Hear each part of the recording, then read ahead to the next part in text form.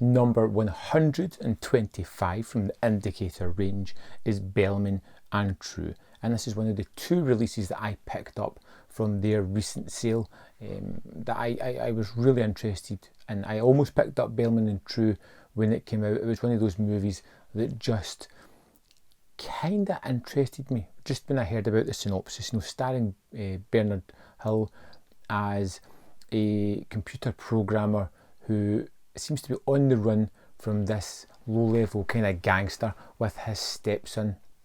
When he's caught at the start, he's kind of beaten and bullied into completing his mission, which was transcribing a computer tape. And when he discovers what's on it, it is leading to a bank robbery, and that's when we get all these other kind of characters put into this piece who are going to do the bank robbery. Hiller becomes part of that bank robbery team, and it's all in a case to get his stepson and him away from these guys as quickly as possible, with maybe a little bit of money put into it. And almost immediately I was hooked on this film. When you get the opening shot of Bernard Hill's character of Hiller stepping off the train, it's kind of ominous music, it's slow motion, it's strange, and it just gets you straight into the hook of this movie, which was fascinating from start to finish. And what I like most about it is primarily a heist movie. We have all the kind of trappings of building the team and getting the tools together, casing the joint, working out the plan, of which they tell you everything beat by beat of what they're going to do. It's not really like a surprise in how they do it. But what I really loved about this movie is the heist is almost secondary. What is at the heart of this movie is Hiller and the boy, who we never know his name, his stepson that he's travelling with, and their relationship and how it changes and moulds throughout it. It's already a fairly decent bond at the start, but by the time we get to the end of the movie, these two have really realised what they mean to each other and have come together as a cohesive unit.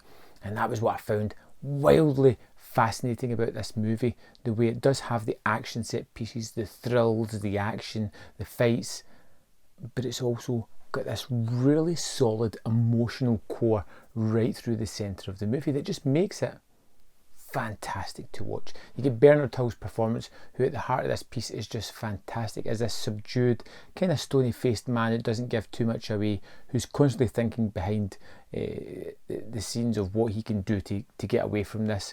Sometimes it's impulsiveness, sometimes it's driven by alcohol, sometimes it's driven by other needs, but it's just wonderful to see. You get a host of British character actors as well, all doing fantastic work that just elevate this movie. And this is something that I've never heard of before.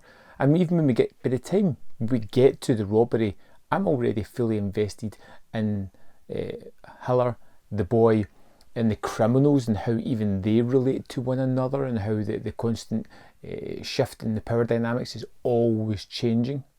It's just a movie that kept surprising me, that kept giving me more and more. And even when it does simple tropes of heist movies like the getaway chase, it's done completely different from anything I'd seen done before. Rather low-key, rather different, rather strange, and almost frustrating to a certain point with the getaway driver, where you're just like, come on man, that's not going to work. Please stop doing that. But it even tackles certain tropes within the movie itself. When we get one character who's put in there to watch the boy when Hiller's away working on the job, she becomes a kind of surrogate wife for him and mother for the boy. But even she points to that kind of hooker with a heart of gold trope as well, saying that's not me, that's not what I'm in this for, I'm not going to do that type of thing.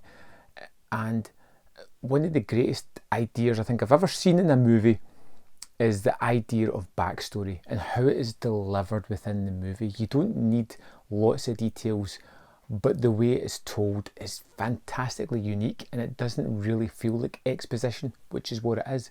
It's when Hiller is explaining to the boy the backstory of his mother and how the relationship started. He tells it in this kind of fabricated story. He talks about her being the princess, and he kind of creates fairy tale kind of characters out of his life and his mother and what they've been up to.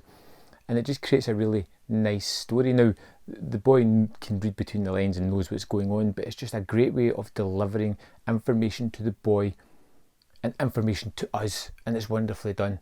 I thought Bellman and True was a terrific movie, a real surprise, one I was really curious about checking out, and it lived up to my idea of what I wanted it to be. A really character study, a driven piece of character and emotional entertainment, backed up with a great robbery, some good side characters, and an explosive and exciting finish to this thing. Wow, that ending was kind of tense and got me a little bit as well in the movie. But by all that, Bellman and True is one of the biggest surprises I've had on the Indicator label so far. I absolutely love this movie. This is strongly recommended if you get a chance to pick it up or even just check out the movie. It's wonderful. On this disc there is two versions. There is the pre-release version that premiered in the 1987 London Film Festival at 122 minutes, and the original UK theatrical cut 140 minutes. I watched the extended cut, and you can really see how when it moves into the other material that it's not as well restored or treated or taken care of. The quality kind of dips, not enough that it wastes the movie, but you kind of notice it. But it's still, I found these scenes that, although they're not essential, they add to the movie and build up to it. So I've not checked out the theatrical cut, I checked out the extended one, and I'm really happy with that. This is a movie I'm going to start recommending to as many people as I can, because it was wonderful. Have you seen Bellman and True? Let me know in the comment box below, and I'll see you next time on Man v Film.